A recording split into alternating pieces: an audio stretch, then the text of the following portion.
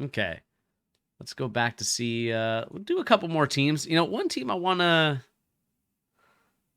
talk about them because I think we're starting to see that this is starting to become the Steph Curry show in Golden State, and really just him carrying the boat the last couple of games. I think he's been the highest scoring player for the Golden State Warriors the last like five. I think all season so far, Yeah. all 10 games.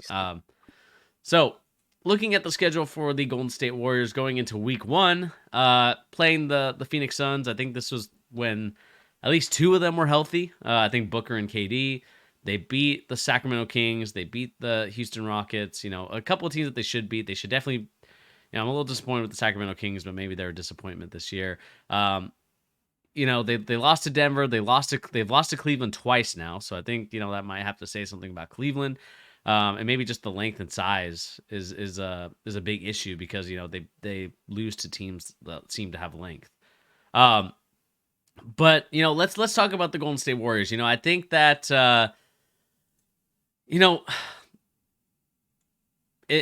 are a lot of these guys past their prime, guys? Like, is this the time to kind of look at this team? Because if you look at the point discrepancies between the number 1, number 2, and number 3 guy on their team, you have Curry at 30 points a game. You have Klay Thompson at 16. And then your next guy is a second-year player in Jonathan Kuminga. And then you have Wiggins and Draymond Green. I need you guys to talk me through this. Am I crazy for thinking that this team is in deep trouble? I don't think you're crazy, but like, I don't know. It's tough. Klay has got to he's got to find his shot or something, because that's their issue is when they play big teams, they have to outshoot them, but they haven't been able to outshoot them, so they just get pulverized. Mm-hmm. I wouldn't say Draymond's past his prime, he's still a good serviceable player and actually anchors that entire defense. Klay, though, you definitely have to upgrade, but we've been saying that. I think the big piece is Wiggins. He's just been floating out there. He hasn't. Problem. As someone who has him in fantasy, this has been probably my biggest dud draft pick of my draft. Same last year, though. Last year was different circumstances, but honestly, Wiggins is an interesting case because really he has been a different guy since whatever that thing was that took him out of the season last year. Like he was fairly normal, like consistent with the version of him we saw in the playoffs the season before they won, right? Or the season in which they won. And then the beginning of the season that kind of carried over last year, and then whatever happened with him, dude, he's been a different guy like ever since. He just doesn't seem to have that he doesn't seem to have any confidence in their system, which is really strange to me because he seemed super confident in their system when they were beating the Celtics in the finals. Sorry, Bernie, but it's pretty shocking to see how different this dude looks compared to what he was. I think that's like maybe one of the weirdest runs for any player ever now, if we think about it. Like, unless he all of a sudden goes back to it. But let's say Wiggins is the guy he is now. This is who he is. How do we even explain what happened to him in that playoffs run in the finals? Like, that was insanity. Contract year. Is that the greatest contract year ever of all time? Oh no, we've seen, bro. Who was it? Was it Hassan Whiteside? He won a championship, though. He was the second best player on a championship team, Brad. But to be fair, he was a number 2 pick.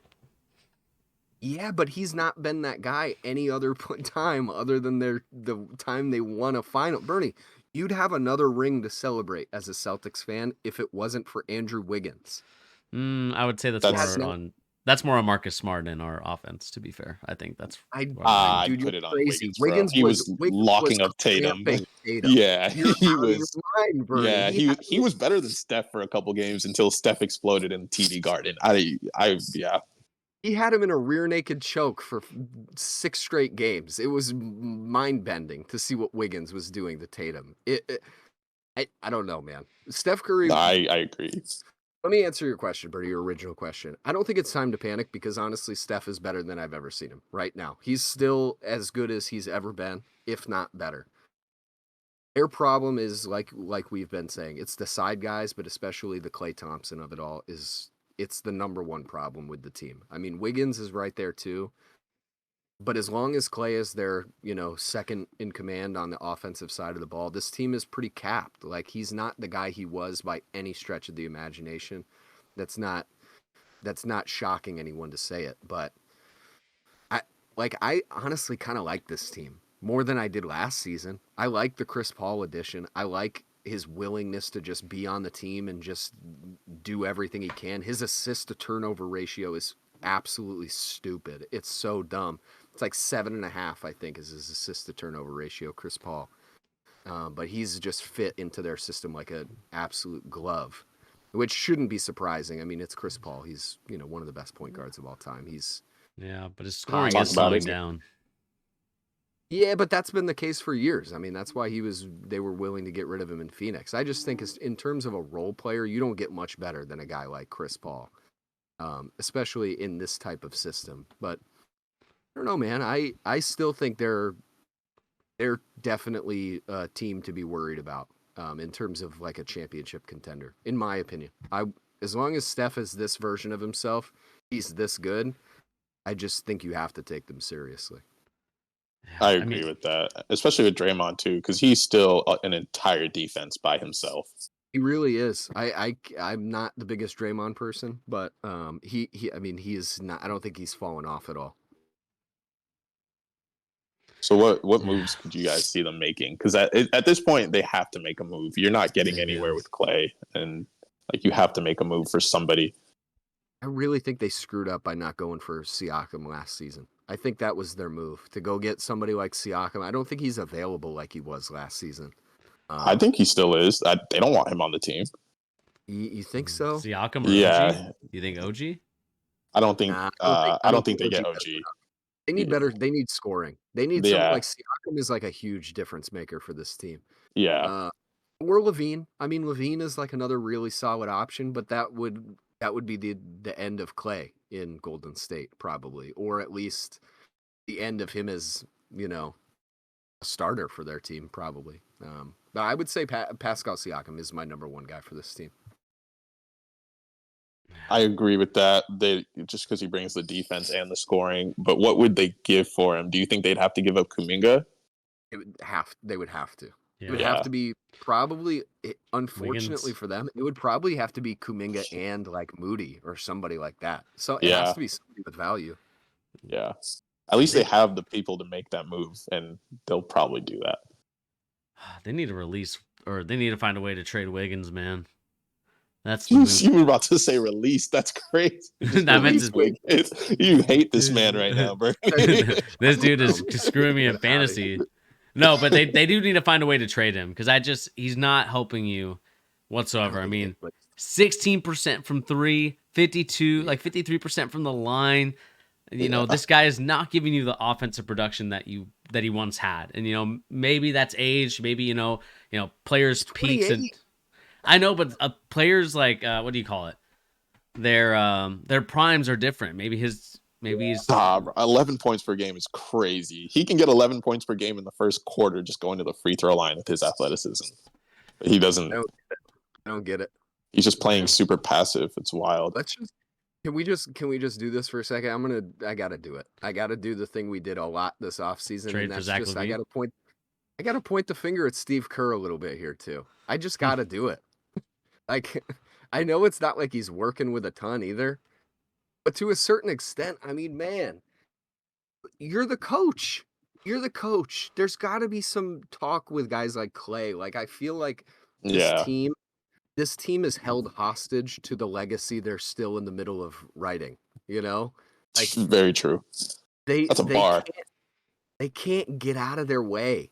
They're constantly stuck in this level of like, we are the Golden State Warriors. And I feel like that all, it stems obviously first and foremost from Steph Curry. But at the end of the day, Steve Kerr is the coach. And Steve Kerr has been a passenger to one of the greatest dynasties we've seen in the NBA. And really his level of control has never been like, it's never been fully sunk in. Like he kind of gets run a little bit by his players in terms of the top three guys. The Klay, Draymond, and Stephs of the world run the team. And I think we're still seeing that. We've seen it for the last how many years now? I mean, he just is not the type of guy that's going to make hard choices for a team like this. I don't think, personally.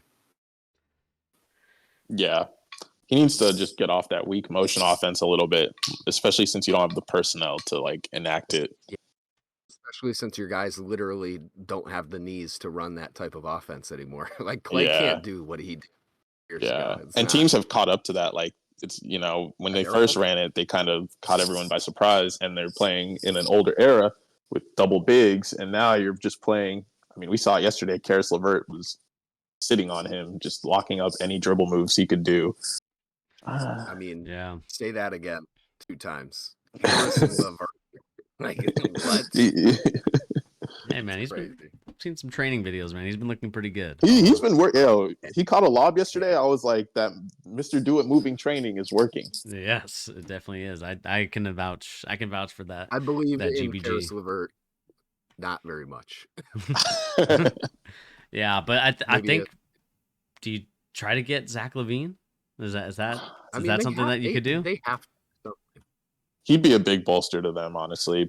I would say I agree with Pete that Siakam should be their number one target, especially for the two-way impact. But if not, then you got to settle for Zach and make something of it. I mean, if they really wanted to get frisky, I don't think they have enough to do this, but if they really wanted to get frisky, move for Zach and Vucevic. Move for both of them. Because they can use both of them. That would be amazing. Honestly, that would fit their team super well. Like they desperately could use both of those guys, even though I don't actually like the fit of them together alone. But then you put them with Steph on this team, I don't know. I think that would actually work pretty well. I like that shout out for sure. And the Bulls, I'm sure, would take Kuminga and Moody and I don't know, maybe Pods for that. Yeah. They're gonna need something, man, because or Klay. Like I talked about at the beginning of this talking point.